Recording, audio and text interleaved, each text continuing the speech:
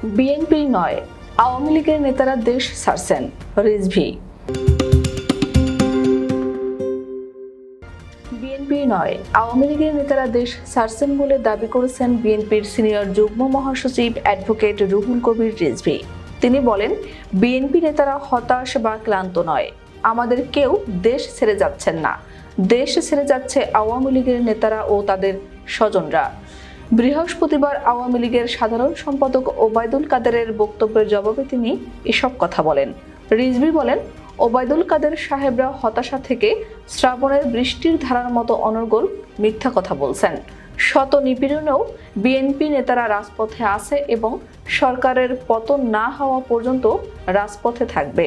মানুষের ভোটের অধিকার প্রতিষ্ঠা না হওয়া পর্যন্ত আন্দোলন চালিয়ে যাবে। শত নিপীড়নেও রাজপথে কর্মসূচি অব্যাহত রেখেছি। আমরা কোনো জুলুম নির্যাতনের কাছে মাথা নত করব না।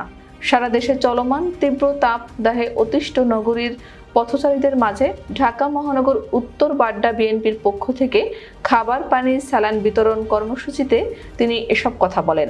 বিএনপির সিনিয়র নেতা আরও বলেন, বেসিক ব্যাংক সহ ব্যাংক লুট করে, হলমার্ক কেলেঙ্কারি করে, পদ্মা সেতু, মেট্রো রেল, ফ্লাইওভার নির্মাণের নামে টাকা লুটপাট করে সে টাকা তারা বিদেশে পাচার করেছে। তারা মালয়েশিয়ায়, কানাডা, অস্ট্রেলিয়ায় সেকেন্ড হোম তৈরি করে তাদের স্ত্রী সন্তানদের, আত্মীয় স্বজনদের সেখানে পাঠিয়ে দিচ্ছে। তিনি বলেন, আমরা তো আছি জেলে আসা যাওয়ার মধ্যে, শত নিপীড়নেও রাজপথে কর্মসূচি অব্যাহত রেখেছে। আমরা কোনো জুলুম নির্যাতনের কাছে মাথা নত করব না। রিজভী বলেন, আওয়ামী লীগ শ্রমিকদের কল্যাণে কিছুই করেনি, বরং শ্রমিকরা তাদের ন্যায্য দাবিতে, বেতনের দাবিতে আন্দোলন করতে গেলে 4 জন শ্রমিককে গুলি করে হত্যা করা হয়েছে।